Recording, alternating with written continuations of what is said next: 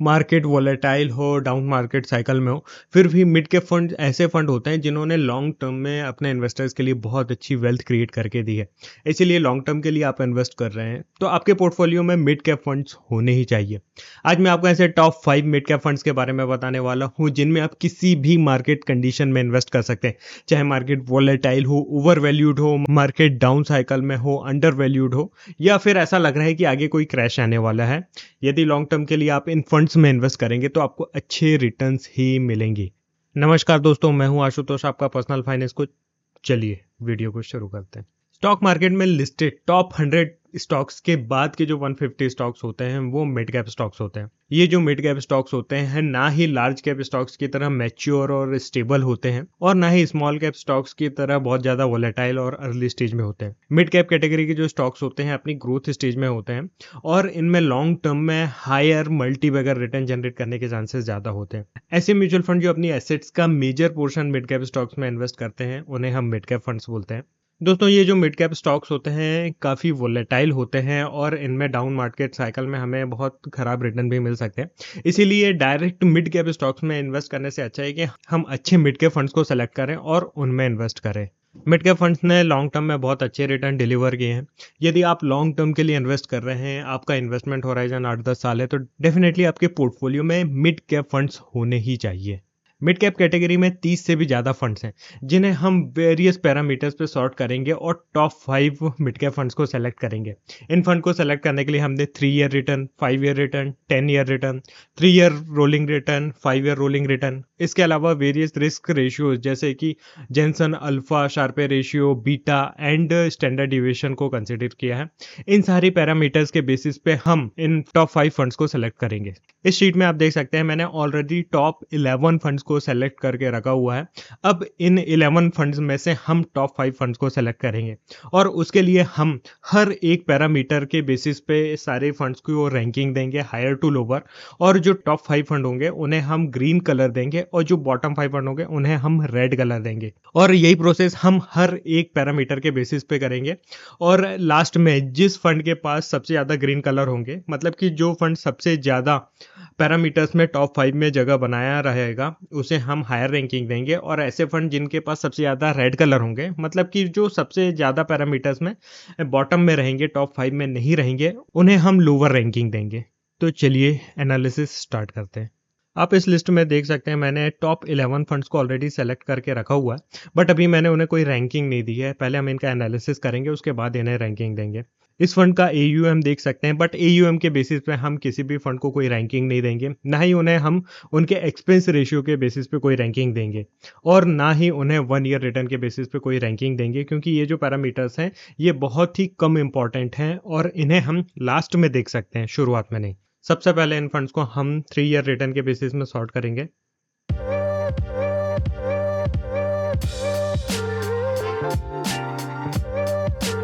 Three year return का column है G, highest to smallest. Top 5 funds को हम ग्रीन कलर देंगे एंड जो बॉटम फंड्स हैं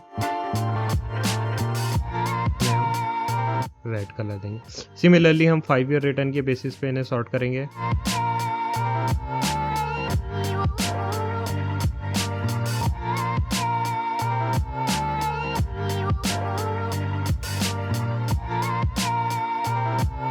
टॉप 5 फंड्स को हम ग्रीन कलर देंगे।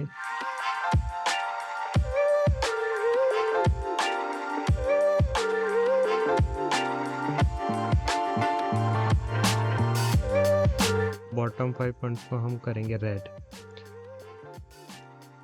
अगेन 10 ईयर रिटर्न के बेसिस पे अब हम फंड्स को सॉर्ट करेंगे।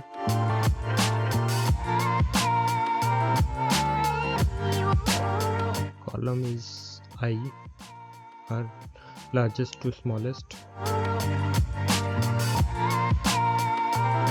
टॉप 5 फंड्स को हम अगेन ग्रीन करेंगे एंड रिमेनिंग फंड्स को हम करेंगे रेड। अब 3 year rolling return and 5 year rolling return के बेसिस पे हम फंड्स को सॉर्ट करेंगे। पर सबसे पहले समझते हैं कि रोलिंग रिटर्न क्या होता है।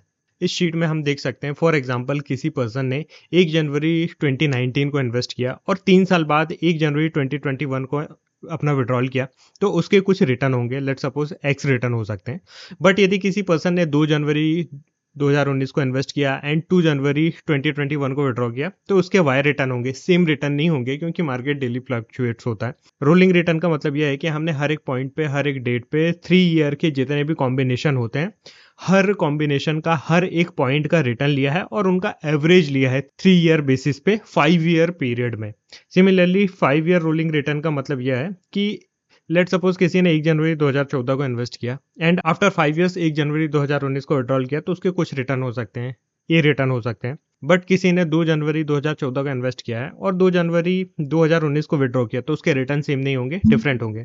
सिमिलरली हर एक डे पे यदि हम 5 ईयर का पीरियड लेंगे, तो हर पर्सन के जो रिटर्न है वो अलग होंगे। तो हमने 10 ईयर पीरियड पे 5 ईयर रिटर्न के जितने भी इन्वेस्टमेंट के कॉम्बिनेशन होते हैं, सबका रिटर्न लिया है और उनका एवरेज लिया है। यही रोलिंग रिटर्न होता है। दोस्तों, क्या होता है कि मार्केट कभी पीक पे होता है, मार्केट कभी डाउन होता है, ऐसे में हर पर्सन के रिटर्न एक जैसे नहीं हो सकते। हम ऐसे फंड में इन्वेस्टमेंट करना चाहेंगे जिनके जो रिटर्न है कंसिस्टेंट हो। किसी पर्सन ने इन्वेस्ट करने के लिए भले ही मार्केट हाई हो या फिर मार्केट लो हो, उस टाइम इन्वेस्टमेंट किया हो और विड्रॉल करते टाइम भी मार्केट हाई हो या फिर लो हो, बट उनके रिटर्न जो है उनमें बहुत ज़्यादा डिफरेंस ना हो, उनके रिटर्न कंसिस्टेंट हो। इसलिए हमें रोलिंग रिटर्न देखना बहुत ज़रूरी होता है। रोलिंग रिटर्न के बेसिस पे हम इन फंड्स को सॉर्ट करते हैं।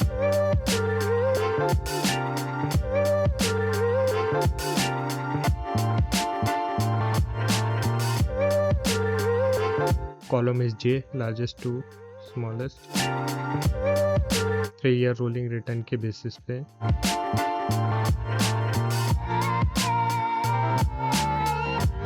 टॉप 5 को हम ग्रीन देंगे,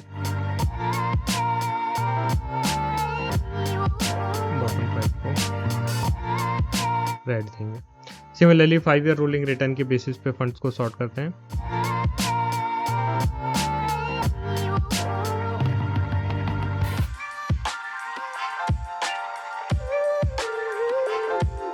Column is K, largest to smallest,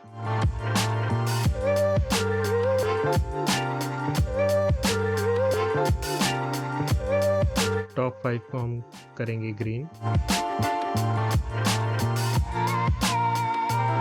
bottom 5 को हम करेंगे रेड। चलिए अब बात करते हैं रिस्क रेशियोज की, जिनमें सबसे पहला है शार्पे रेशियो। शार्पे रेशियो हमें रिस्क एडजस्टेड रिटर्न बताता है। शार्पे रेशियो का मतलब यह है कि किसी फंड मैनेजर ने रिस्क फ्री रिटर्न के अगेंस्ट में कितना हायर रिटर्न जनरेट किया है, मतलब कि कितना रिस्क एडजस्टेड रिटर्न जनरेट किया है, पर डिग्री ऑफ रिस्क टेकन कितना ज़्यादा रिटर्न उस फंड मैनेजर ने जनरेट किया है। किसी भी फंड का शार्पे रेशियो 1 to 2 के बीच अच्छा माना जाता है। यदि किसी फंड का शार्पे रेशियो 1 है, इसका मतलब यह है कि फंड मैनेजर ने कोई भी एडिशनल रिटर्न जनरेट नहीं किया है पर डिग्री ऑफ रिस्क टेकन। यदि किसी फंड का शार्पे रेशियो 1 से कम है, इसका मतलब यह है कि फंड मैनेजर ने रिस्क तो लिया है बट कोई एडिशनल रिटर्न जनरेट नहीं किया है। यदि किसी फंड का शार्पे रेशियो 1 से ज़्यादा है, इसका मतलब यह है कि फंड मैनेजर ने कुछ एडिशनल रिटर्न जनरेट किए। शार्पे रेशियो जितना ज़्यादा होता है उतना ही अच्छा होता है। दोस्तों, हमें सिर्फ उन फंड्स में इन्वेस्टमेंट नहीं करना है जिनका रिटर्न हाई हो, हमें ऐसे फंड्स में इन्वेस्टमेंट करना है जिनका रिस्क एडजस्टेड रिटर्न हाई हो, मतलब उस फंड का रिटर्न भी हाई होना चाहिए और रिस्क भी कम होना चाहिए। चलिए शार्पे रेशियो के बेसिस पे इन फंड्स को सॉर्ट कर लेते हैं।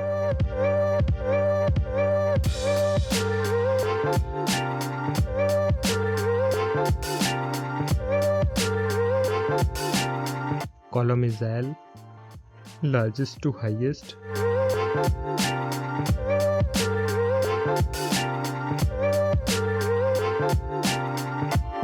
टॉप 5 को हम ग्रीन कलर देंगे, इन रिमेनिंग फंड्स को रेड कलर देंगे।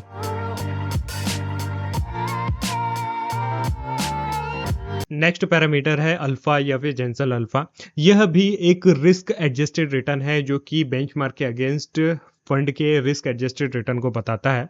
इसका मतलब यह है कि फंड मैनेजर ने बेंचमार्क के कंपैरिजन में कितना ज़्यादा रिस्क लिया है और कितना ज़्यादा रिटर्न जनरेट किया है। जेनसन अल्फा 0 to 1 के बीच अच्छा माना जाता है। यदि किसी फंड का अल्फा 0 है, उसका मतलब कि फंड मैनेजर ने कोई भी एडिशनल रिटर्न जनरेट नहीं किया है बेंचमार्क के अगेंस्ट, मतलब कि उस फंड से अच्छा है कि आप बेंचमार्क में ही इन्वेस्ट कर सकते थे। यदि किसी फंड का अल्फा 0 से भी कम है, नेगेटिव है, इसका मतलब यह है कि उस फंड मैनेजर ने बेंचमार्क के कंपैरिजन में निगेटिव रिटर्न जनरेट किए हैं। और यदि किसी फंड का अल्फा 0 से ज़्यादा है, तो इसका मतलब यह है कि उस फंड ने पॉजिटिव रिटर्न जनरेट किए हैं एज कम्पेयर टू बेंचमार्क। किसी फंड का अल्फा जितना ज़्यादा होता है उतना ही अच्छा होता है। हमें ऐसे फंड्स में इन्वेस्टमेंट करना है जिनका अल्फा पॉजिटिव हो और हायर साइड में हो। चलिए अल्फा के बेसिस पे इन फंड्स को सॉर्ट कर लेते हैं।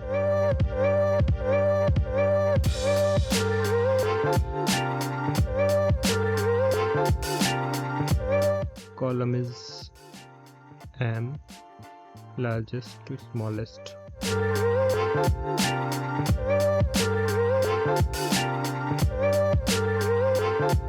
टॉप 5 फंड्स को अगेन हम ग्रीन कलर देंगे एंड जो बॉटम फंड्स हैं उन्हें हम रेड कलर देंगे।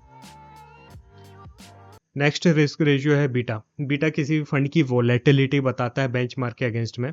यदि किसी फंड का बीटा 1 है, उसका मतलब यह है कि वह फंड बेंचमार्क के बराबर ही वोलेटाइल है। मतलब जितना डिविएशन या वोलेटिलिटी उसके बेंचमार्क में होगी, उस फंड में भी उतनी ही वोलेटिलिटी होगी।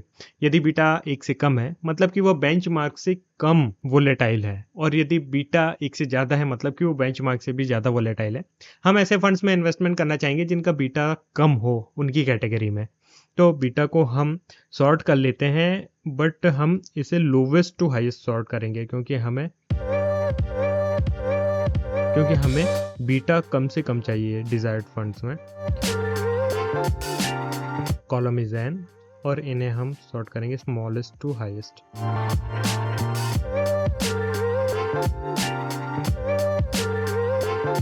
ओके, टॉप 5 फंड्स को हम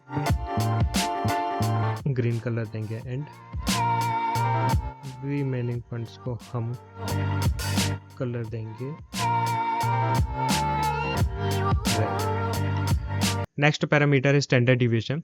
किसी भी फंड का स्टैंडर्ड डिविएशन उसके एनुअल एवरेज से उसका डिविएशन बताता है। जिस फंड में यह डिविएशन हाई होगा वह उतना ही ज़्यादा वोलेटाइल होगा और जिस फंड में यह डिविएशन कम होगा वह उतना ही कम वोलेटाइल होगा। हमें ऐसे फंड में इन्वेस्टमेंट करना है जिनमें यह जो डिविएशन है वह कम से कम हो। इस पैरामीटर के बेसिस पे भी हम इसे लोवेस्ट टू हाईएस्ट में ही सॉर्ट करेंगे।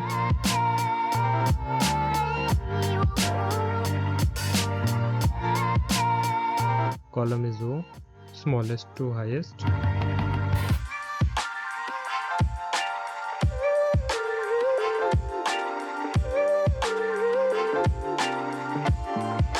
टॉप लेस वोलेटाइल फंड्स को हम ग्रीन कलर देंगे एंड रिमेनिंग फंड्स को हम रेड कलर देंगे। दोस्तों अब हमने सारे पैरामीटर्स के बेसिस पे इन फंड्स को सॉर्ट कर लिया है। अब हम काउंट करेंगे किस फंड के पास सबसे ज़्यादा ग्रीन कलर है और किस फंड के पास सबसे ज़्यादा रेड कलर है। जो फंड सबसे ज़्यादा ग्रीन होंगे, मतलब कि वो ज़्यादा से ज़्यादा पैरामीटर्स में टॉप में होंगे, उन्हें हम हायर रैंक देंगे। तो मैंने ऑलरेडी इन फंड को सॉर्ट करके रखा हुआ है।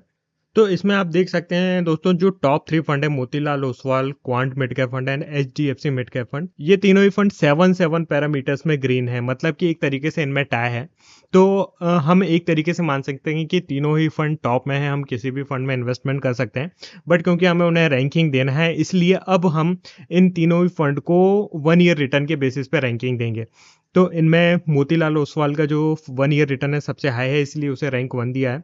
उसके अलावा क्वांट 2 को second and HDFC mid cap fund को 3rd रैंक दिया है। तीनों ही फंड बहुत अच्छे हैं, तीनों में से किसी भी फंड में आप इन्वेस्टमेंट कर सकते हैं। उसके अलावा निपॉन इंडिया ग्रोथ फंड, यह भी एक मिड कैप फंड है जो कि 6 पैरामीटर्स में ग्रीन है, इसीलिए हमने इसे 4th रैंक दिया है। इसके बाद 5th एंड 6th पोजीशन के लिए फिर से टाई है क्योंकि Kotak emerging equities fund and SBI magnum mid cap fund दोनों ही 4 पैरामीटर्स में ग्रीन है। तो अगेन हम 1 ईयर रिटर्न के बेसिस पे कोटक इमर्जिंग इक्विटी फंड को 5th रैंक देंगे एंड SBI मैग्नम फंड को 6th रैंक देंगे।